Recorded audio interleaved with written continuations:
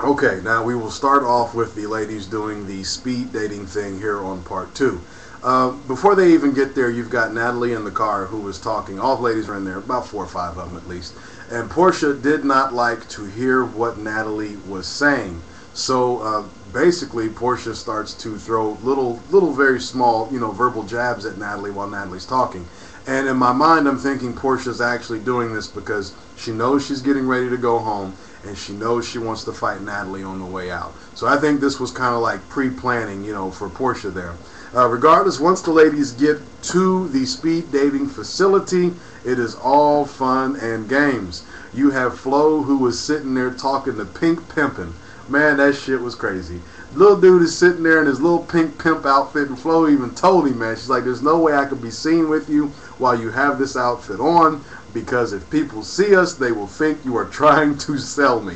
Which, I totally caught a visual when she said that shit. You actually see that Kendra is a freak. Dude is sitting there and he asks her, he says, well, if you could commit one crime and get away with it, what crime would you commit? And sure enough, she is like, I would watch people having sex. I had no idea that watching people have sex was a crime. If that's the case, I've been on the internet and committed many crimes many times over, because I've seen lots of folks fucking on the internet. Regardless, you actually have Portia. If you watch closely, they show her for like a split second where all the ladies are sitting there talking to dudes doing their thing. Portia's kind of sitting by herself just thinking. You can tell she's deep in thought. And in my mind, once again, she knows she's getting ready to go home. She knows she's going to fight Natalie.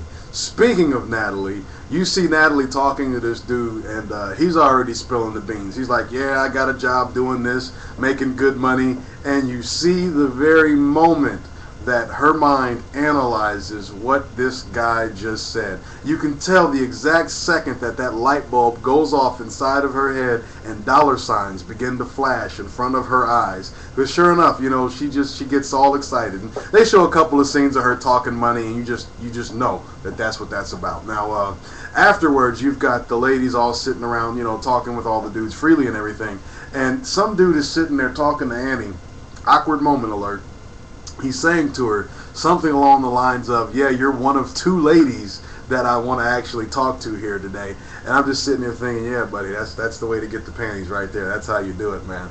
And the ladies all get upset because Kendra and Natalie, I guess, are like acting a little obnoxious. Now, I've been to a bar a few times. Back in the day, I used to actually work at a bar.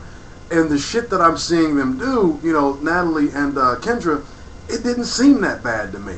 But, the other ladies, this is what it matters to here. This is who it matters to, rather. They were pissed, and they decided to go ahead and take off because they were, showing out or whatnot because they were drunk. And you actually see Flo more or less break down in a way. Almost. Not a full breakdown. We'll call it like a mini breakdown. She's actually just like, I can't believe that you ladies are acting like this when y'all do it. People think that that's a reflection of all of us. Now, my personal opinion, and I'll tell you this, having seen as many of the episodes as I've had, with many seasons as I have, if I see bad girl A acting up and acting a fool, I don't automatically think bad girls B through D are, the same way. Each and every one is an individual to me. And, let's be honest here, there are some people who hear about the Bad Girls Club, and they actually, as soon as you hear Bad Girls Club, they automatically think these ladies are whores. But I will tell you what, some of these same people that think that cheat on their fucking taxes. So again, it's almost like the pot calling the kettle black. Regardless, after Flo has her little rant, which Natalie stayed quiet for most of it. That shocked me. So when Flo said earlier, when I'm having my moment, let me have it, you actually see that Natalie let her have her fucking moment. But right after Flo was done, Portia begins to rip into Natalie. And she is slinging insults like they're just, like they're nothing. And Natalie gets so pissed that she has to leave the vehicle for a little bit.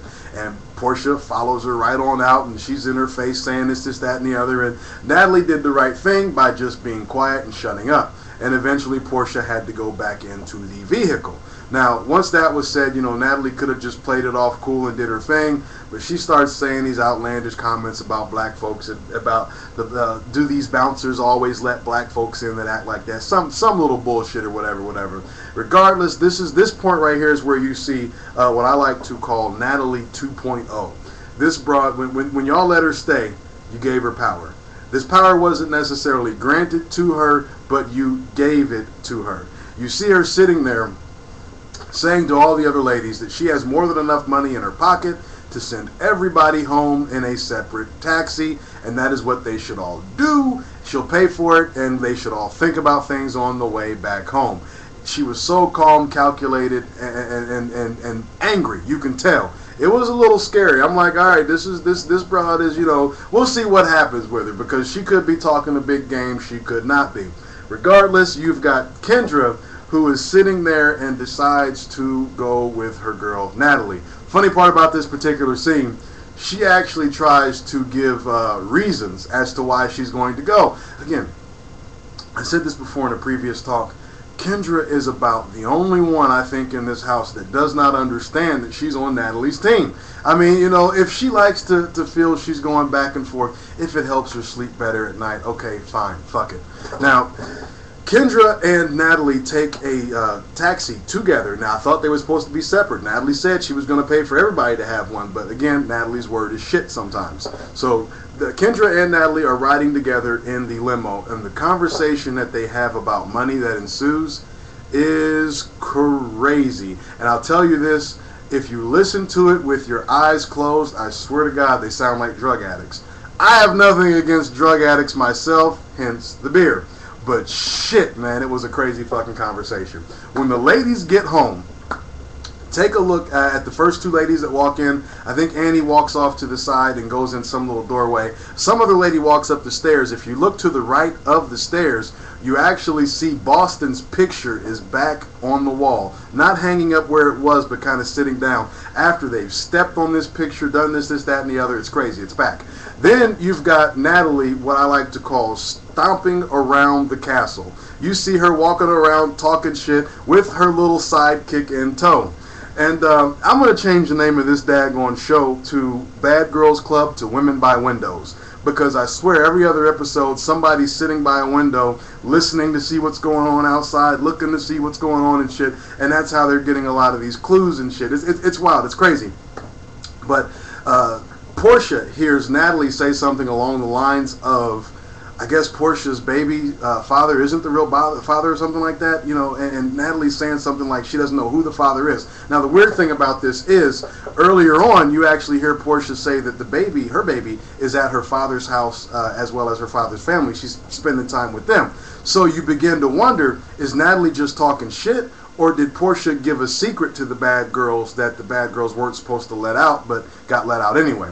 Regardless, Portia's pissed. She's ripping and running all over the fucking place. It's almost like these Scooby-Doo videos from back in the day, where you would see Scooby and Shaggy running from the monster, and then the police officers and the mystery gang are chasing them, and everybody's running in and out of doors and shit. I almost expected to hear the music playing and shit.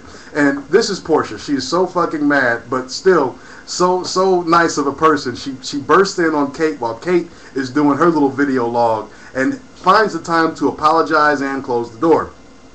She finally finds Natalie, and I will say it takes 5 steps for her to get to Natalie. Natalie turns her head as soon as she sees Portia. Now, to me, she did this for one of 2 reasons.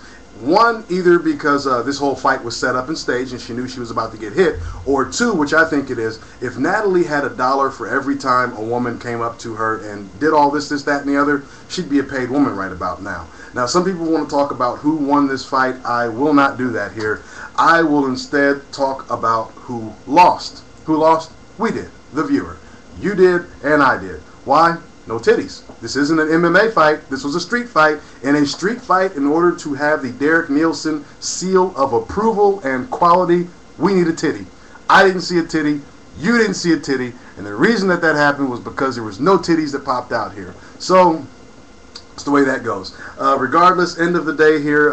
Next episode, if you want to see the new Bad Girl, take a look at where they're showing you the things to come to the future here. You'll see Natalie call out Flo's name. The camera pans to the left really quick. The girl all the way on the left is the new Bad Girl. Now, I want to tell you guys, it's been real, it's been awesome. I want to thank you guys for listening. Don't forget, have one for me.